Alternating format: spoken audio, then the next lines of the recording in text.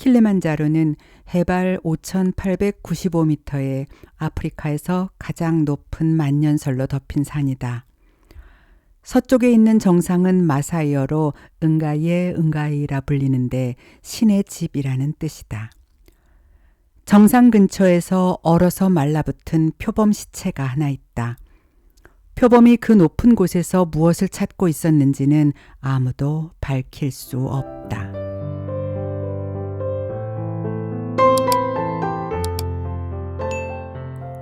인텔리하지만 시니컬한 작가인 주인공은 마치 이 소설의 원작자인 해밍웨이를 보는 듯한 느낌을 주는 인물입니다. 주인공의 배경, 참전 경험, 여성 편력, 마초적인 분위기 등이 단번에 해밍웨이를 떠올리게 해주었거든요. 주인공 해리는 작가이지만 정작 자신의 생생한 경험에 대해서는 한 편의 글조차 제대로 써내지 못한 채 능숙한 거짓말로 부유한 여성들과의 관계를 이어가며 오히려 속으로는 그들 부자들을 싸잡아 경멸합니다. 그러나 하루하루 글을 쓰지 않고 그들 덕에 편하게 지내는 시간이 이어지면서 해리는 어느새 그 자신이 가장 경멸했던 부류의 사람이 되어갑니다. 재능은 점점 녹슬었고 글을 쓰고 싶은 의지도 없어진 채 자신의 무대가 되어주었던 이전의 치열한 현장을 그저 떠올리기만 할 뿐이었지요. 이야기는 중간중간 해리의 회상씬으로 넘어갑니다. 한때 사랑했던 여성과의 이야기, 그마저도 스스로의 잘못으로 엉망이 되어버렸지만 그 시절의 회상, 참전 중 보았던 끔찍한 상황들, 그러나 그 모든 기억들은 그저 해리의 정돈되지 않은 기억 속의 이야기였으며 아무렇게나 둘러대는 핑계와 제멋대로 이어붙이는 상황 속에서 주인공 해리는 작가로서 글을 써내겠다는 원래 의지에는 턱없이 모자라는 분탕한 나날을 보낼 뿐이었습니다. 그는 좋은 이야기감을 20개는 알고 있었지만 단 하나도 쓰지 않았다. 이 부분에서 작가 해밍웨이는 주인공 해리에게 이렇게 묻습니다. 왜 그랬을까?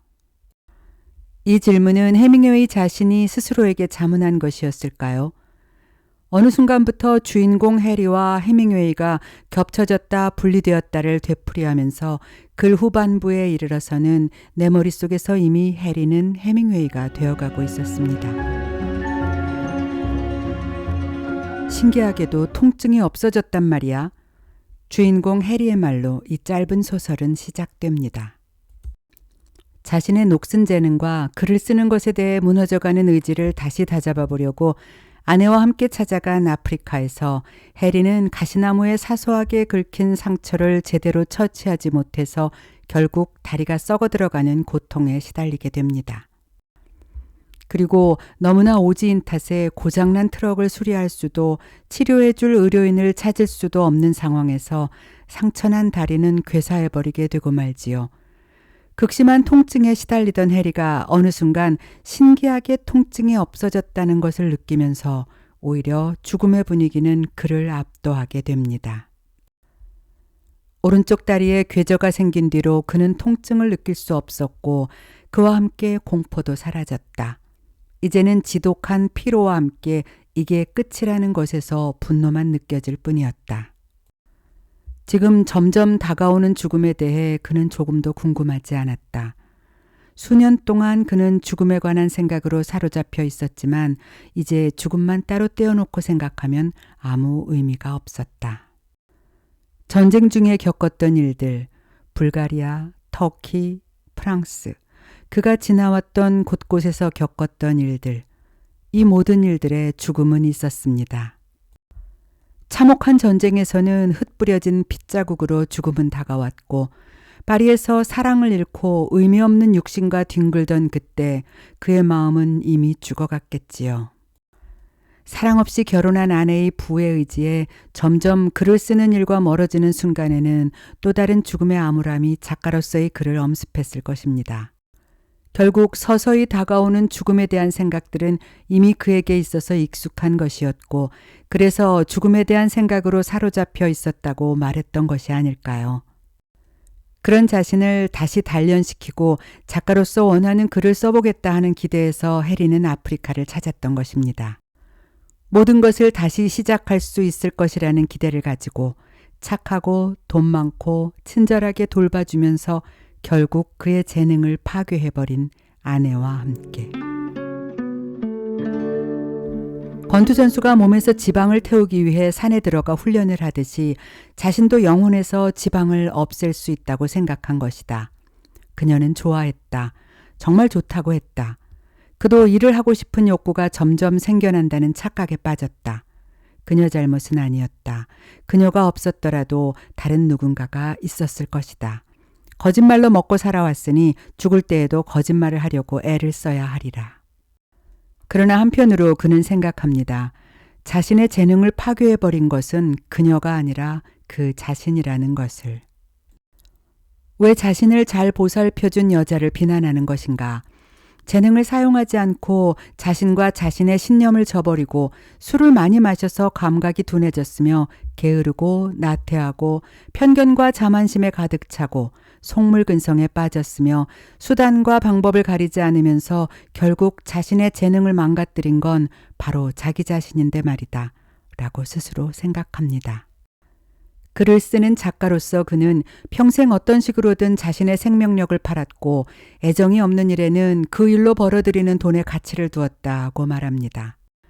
그를 작가이자 애인, 동반자이자 자랑감으로 사랑한 부유한 여인을 만나며 그는 자신이 진심으로 한 여자를 사랑했을 때보다 전혀 사랑하지 않고 거짓말을 늘어놓을 때 그 대가로 더 많은 돈을 얻어낼 수 있다는 사실에 점점 더 익숙해졌다고 퉁명스레 스스로에게 고백합니다. 작가로서의 죽음은 이미 이때부터 시작된 것이 아니었을까요? 해리의 회상씬에는 눈이 자주 등장합니다. 발칸 전쟁 때 저건 눈이 아니라고 사람들을 속여 포로 교환에서 그들이 죽을 때까지 눈을 밟고 다니게 한 지휘관의 이야기. 참전했던 당시 가우어탈 산에 눈이 내리고 도망병이 눈 속에 피를 뿌리며 찾아 들어왔을 때 사람들이 쏟아지는 눈이 핏자국을 덮어버릴 때까지 헌병을 붙잡고 이야기를 나누었다는 이야기. 그리고 눈보라와 함께 내린 폭설 때문에 마들레너 산장에서 일주일을 꼼짝 못했던 일도 생각합니다. 항상 노름판이 벌어졌다. 눈이 안 내리면 내리지 않아서 노름판이 벌어졌고 눈이 너무 많이 내리면 많이 내려서 노름판이 벌어졌다. 만년설로 덮인 킬리만자로의 눈은 주인공 해리의 무의식 속에 하얗게 쌓인 20개가 넘는 이야깃감 중에 하나였을까요? 그가 죽음을 앞두고 환상처럼 보았던 킬리만자로의 눈 덮인 정상은 그래서 작가로서 다다르고 싶었던 마지막 그곳이었을지도 모른다는 생각을 합니다. 눈 쌓인 정상에서 얼어서 말라붙은 표범 시체. 표범이 그 높은 곳에서 무엇을 찾고 있었는지 아무도 알 수 없지만 그곳까지 무언가를 찾아 올라간 표범의 모습 저편에 객기와 허세로 가득한 삶 속에서 스스로의 의미를 찾으려고 했던 해리의 모습이 얼핏 겹쳐 보이는 것 같기도 합니다. 아니, 어쩌면 끝까지 자기 자신을 적어도 표범이라고 생각했던 허세쩔은 주인공의 모습일 수도 있겠네요.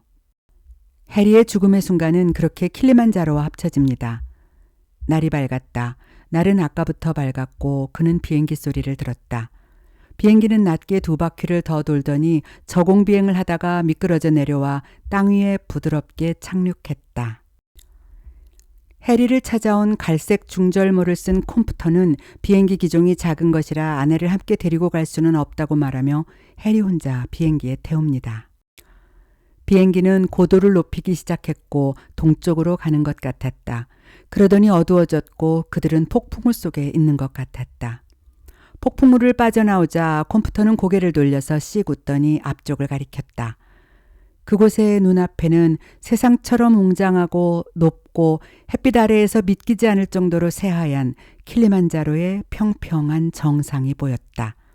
그 순간 해리는 그곳이 바로 자신이 갈 곳임을 깨달았다. 부상을 치료해야 할 해리가 탄 비행기가 도착한 곳이 킬리만자로의 정상이었다. 그리고 해리는 그곳이 바로 자신이 갈 곳임을 깨달았다. 라는 문장을 읽는 순간 이전의 모든 내용이 반전되면서 살짝 소름이 돋았습니다.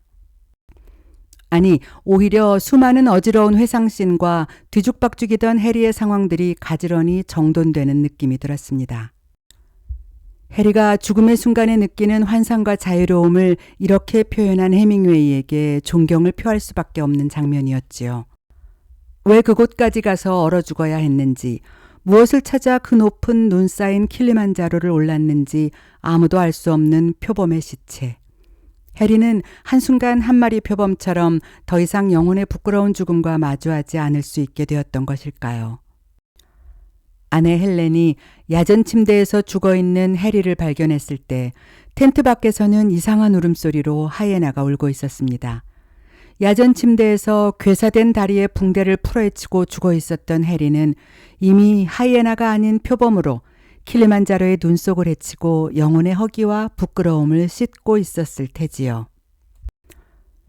죽음 앞에서 해리가 가닿고 싶어 했던 킬리만자로. 핑계와 수단과 회유로 스스로의 모습을 그럴싸하게 포장했지만 결국 자기 자신까지 속일 수는 없었던, 그래서 스스로에게 가장 부끄럽고 회한스러웠던 해리의 모습은 해밍웨이 자신의 자전적 이야기일까요? 아니, 어쩌면 나의 이야기일 수도 있겠다 싶었습니다. 이전에 읽었던 해밍웨이의 작품들도 전개가 빠르거나 친절하지는 않다고 느꼈었습니다만 이 작품은 좀 더 그렇다는 생각을 했습니다. 그러나 단문 위주의 담백한 문장들과 순간의 묘사, 등장인물의 감정을 툭툭 던져주듯이 표현하는 문투 등에서 읽는 동안 어느새 그들 바로 앞에서 모든 상황들을 함께하는 것 같다는 느낌이 강하게 들었던 책입니다. 이 원작으로 1952년에 미국에서 제작된 동명의 영화는 그레고리 팩과 수잔 헤이워드의 비주얼만으로도 오래 기억에 남았던 영화였었지요. 이 영화에 대한 감상도 호평이 많습니다. 오래된 영화지만 기회가 되면 원작과 함께 감상해 보시는 것도 재미있을 것 같네요. 물론 한때 전 국민의 애창곡이었던 가수 조용필의 킬리만자로의 표범도 여기에서 모티브를 따온 것이라 어느 순간 자연스레 그 멜로디가 흥얼거려지기도 합니다. 산적 높이 올라가 굶어서 얼어 죽은 나는 하이에나가 아니라 표범이고 싶다, 뭐 이런 가사였던 것 같은데요. 암튼 그 표범은 여러 사람에게 꽤나 강렬한 느낌을 남기는가 봅니다. 이번 영상 킬리만자로의 눈은 많은 사람에게 노인과 바다만으로 기억되는 해밍웨이의 작품 리스트에 나란히 추가하고 싶은 작품이라 생각되어 추천드렸습니다.